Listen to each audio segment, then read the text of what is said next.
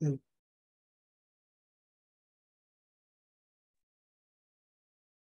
Stuart, Yes. I've been reflecting a lot about the role and importance of trust. Can you speak about ways to cultivate trust in oneself, in one's life process, and with others? Well, we just spent, let's say 40 minutes building systems inside us that get strong enough to be able to trust. I mean, you have to develop, look, everybody's been hurt a lot in life. Everybody. I mean, there's nobody that it doesn't touch. People, relationships, people die, people get angry, we get fired from jobs, we get all kinds of stuff, happen to us. And the purpose of this meditation is to build a chakra system. Chakras are psychic muscles that's strong enough that no matter what goes on in our life, we don't have to close our hearts. There's enough wonderment in the world, there's enough benefits in the world that we can always find something to be grateful for. And if we develop that kind of chakra system, trust just organically manifests, because that kind of chakra system is not going to develop unless you learn how to trust. And who do you trust? You trust the positive things. You also trust the negative things, whatever they are. They're teaching you about yourself. You don't attract these things unless there's something you have to learn about yourself. And I think that's a very important thing to know, because we bitch and complain about all the nonsense, grumble about it and this and that, never stop talking about it. All of it takes place in our life because it's teaching us something about us. Because every human being attracts to themselves exactly what they give off. Exactly. And when trust becomes part of your inner life because you built a system to keep the heart open and do it, you'll be amazed at the kinds of things you begin to attract. How the world suddenly takes on a different appearance. And we don't get angry when negative things happen. All right, what is it teaching me about me? Why have I attracted this situation? And I think that once you get that kind of maturity in yourself, then you trust life, positive, negative, right, wrong, good, bad. It's all just energy, and we all see it, exactly the way we see life. What's negative to you can be positive to somebody else. Absolutely, and we just have to be able to have the internal strength to be able to make everything work for us. Everything. I always say, if a door closes, another one opens. It's the truth. A lot of people, that door closes and they sit there forever, hoping that it's going to reopen again, instead of recognizing that there's another one somewhere that has just opened. We have to trust life and find it, and it'll come to us. Now, this is not possible. What I'm talking about, is not possible unless a person builds an inner life that's strong enough to make it possible. So it gets back to each and every one of us, how committed we are to a spiritual life, how deeply we work on ourselves. How focused we are in ourselves, how we can transform the negative things that happen to us in something that teaches us a way to grow in our life. Because, nobody's going to get through, look, negative things will happen to each and every one of us till the day we leave this planet. Just the way energy manifests here, it's right, wrong, positive, negative, because most of the energy is a manifestation of the mind. And the mind sees everything that way. Polarity, everything is in conflict with everything else. So the answer to your question, Tonya, is you got to build an inner life that's strong enough so that no matter what happens in your life, you trust that is there to teach you what you need to learn about yourself. If you build that kind of inner life, there's no longer positive and negative. There's just one opportunity that differs from another to grow in one's life. And getting rid of that positive and negative is such a major step in life. You know, it means your heart has to be open. It means you have to be grounded inside. You know, it means that you have to transform whatever takes place in your life into something that is teaching you how to get closer to God.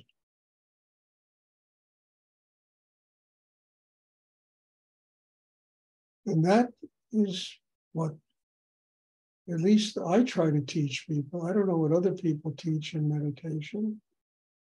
But nobody can truly, have inner peace until they've learned how to do this. How to transform whatever it is that takes place in their life into their teacher. What do I need to learn to grow?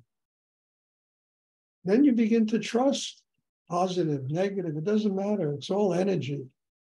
And you only see it positive and negatively based upon your own inner life. When there's all kinds of confusion and tension in yourself, then you see things as negative. If you're clear inside and you're open, all right, what is this teaching me? I will grow. So I've said it many times, look, spiritual energy is not positive or negative.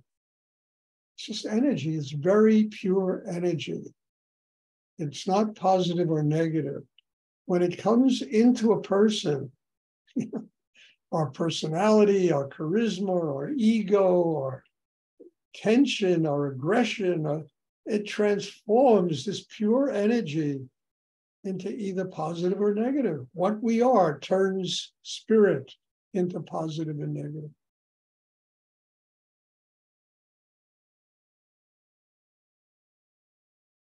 Because higher energy, spirit, it's very pure. And it comes to nurture us and help us to develop a chakra system, that really can enable us to get to God. Then it has to deal with personality, insecurity, anxiety, neurosis, fear, all of this nonsense that runs around, chaotically inside of people. That transforms that pure energy. And then that's what we give off. We don't give off that pure energy. We give off that transformation of that energy. And the whole purpose of doing deep meditation is to get rid of all of those blocks, the fear, the insecurity, the tension, to transform them into chi, into energy that really gives us harmony, balance, that gives us life. Then that energy, that pure energy, can flow through us. And that's how we interact with the world. There's joy, there's love, there's happiness, we're not judging everybody. We really are free of all the bullshit, that runs around inside of people. That's how you learn to trust. You got to free yourself of all your inner problems. Then trust becomes organic. You become a master of your chaos.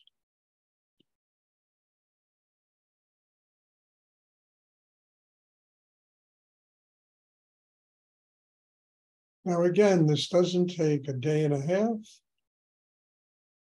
but it comes if a person does their inner work.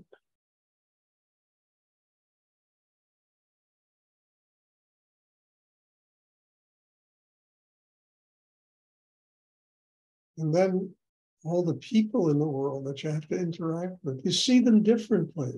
They're not your enemy anymore. They're your teacher. You can listen to them. You don't have to be intimidated by other people's egos and their nonsense. And you listen and learn and say, well, okay, it's just energy. I'll take it inside. I'll turn it into chi.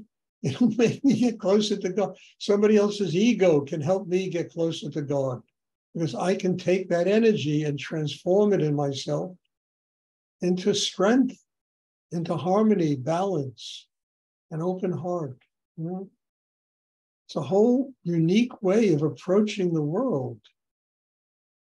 And it would certainly get rid of a lot of the wars and revenge and all the stuff that goes on in the world, where people just slaughter each other, thinking it's going to make the world a better place to live.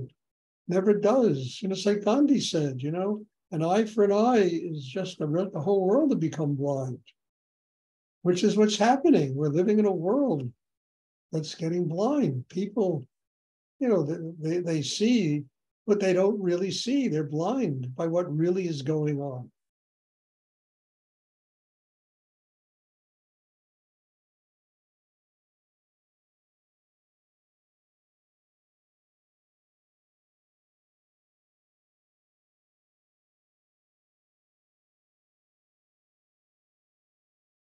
Does anyone else have a question? So the answer to that is fix yourself. That was. I mean it. And you'll be amazed at how the world you see will change. Amazed. And all the things that intimidated you will no longer intimidate you. All the big bosses and the egos and the money and the greed, and no, it's just bullshit, It all goes to the grave. I mean, I was at the eye doctor yesterday. I mean, it was really interesting. And there was this African-American man sitting opposite me with his wife. And he was going on and on about how, money and greed and power, it's all bullshit. And I was sitting there chuckling to myself because he was right on. He said, we all go to the grave. It takes us right to the grave. Where does it go? One day we got to give it all up. I mean, these were his words, weren't my words. And I'm sitting there listening to this guy with a smile on my face and saying, wow, and he's pronouncing this to everybody in the waiting room, waiting to see this eye. I mean, it was like God talking through this guy, It was pretty wonderful. Most people were like, I'm talking like, woo, woo. I'm sitting there, smile on my face and say, listening to God talk through this guy.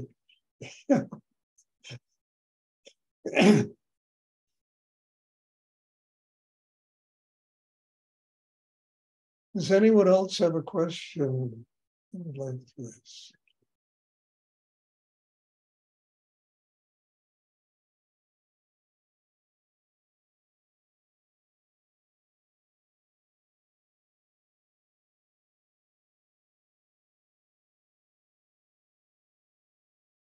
Okay, if there are no questions, no more questions. I hope this all resonates with all of you, because this is so important just to get through the day. Forget about getting enlightened, but just to live at peace with oneself. All these things I talked about is so important. About just, they always talk about wanting. I mean, it's always amazing. It's always RIP when somebody dies, rest in peace. Nobody says LIP, live in peace. I mean, that's the secret of all of this, learning how to live in peace. I was reading an article yesterday. I used to have a client who was a movie star, and he was an Englishman, and he and I became kind of friends. He would come into my gallery, he used to buy things from me. And, about 3-4 months ago, there was an article about that he was lost. He went mountain climbing in California and he was lost. A guy named Julian Sands. And I used to know him very well. He would come in every time he was in New York, my gallery was one of his stops. And he would buy all kinds of Hindu and Buddhist art from me. And we had long conversations. He brought his wife in to meet me one day. And a very nice man. I used to like him, a very intense guy. My God, he really was a ball of intensity. But we used to get into deep spiritual conversations. And all of his friends in this, they're all writing RIP, rest in peace. But nobody says live in peace, which is the secret of why we're born, to learn how to live in peace, is the secret of why we come to the earth, to learn how to do this.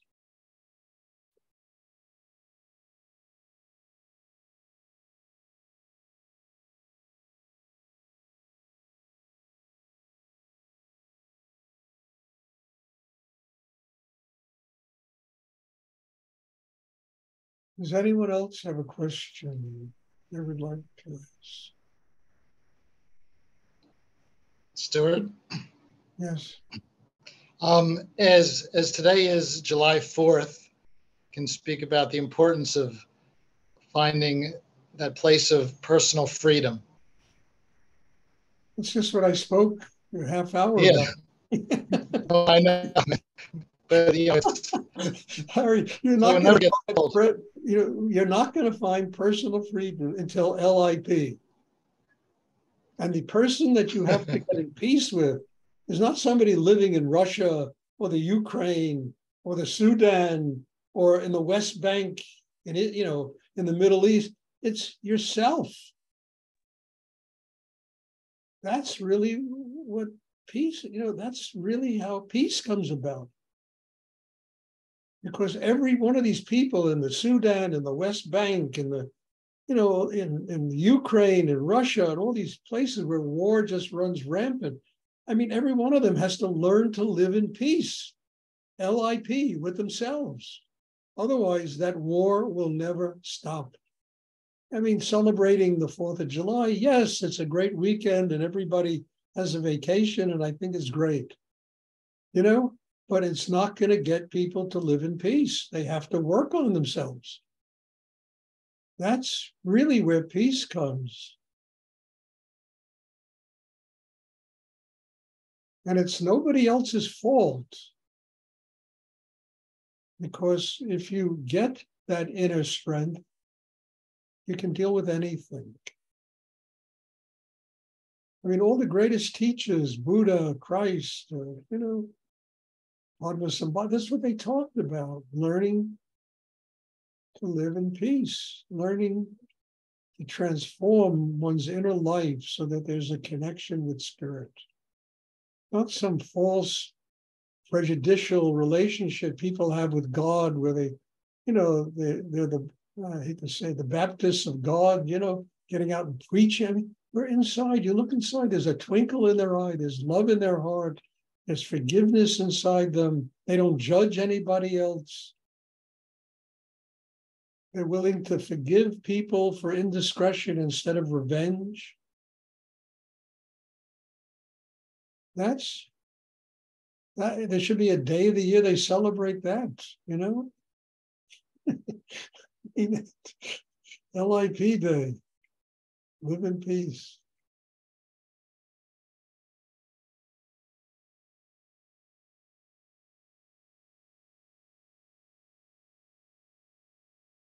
And just to end all this, it's possible to live in peace, but one has to do the inner work on themselves to transform all of the tension and anxiety and fear and revenge into an open heart. That's the work of a human being. All the negotiating at the United Nations and, all these VIP get-togethers, it never solves anything.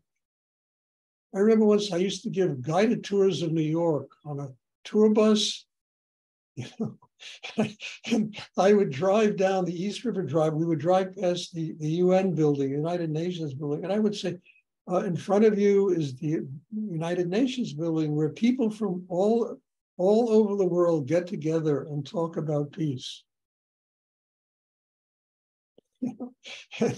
This is before I even met Rudy. they get together to talk about peace. Do they bring it about? Well, when? I used to have a lot of meetings with people like that when I was running this Little Sisters Foundation for girl trafficking. And I used to meet a lot of people at the United Nations, that work there in that kind of field. And again, it was always about them, but never about, I'm going to fix me. I'm going to fix me.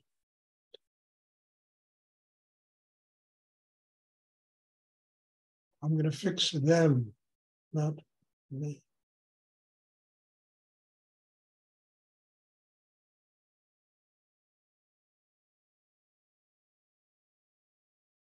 Does anyone else have a question they would like to ask? Okay, well, thank you. God bless you all. There'll be a class on Thursday. It is Tuesday, yeah, Thursday. And I'm looking forward to seeing everybody. Thank you. God bless you. Thank you. Thank you so much, Stuart. You're welcome, dear. Bye.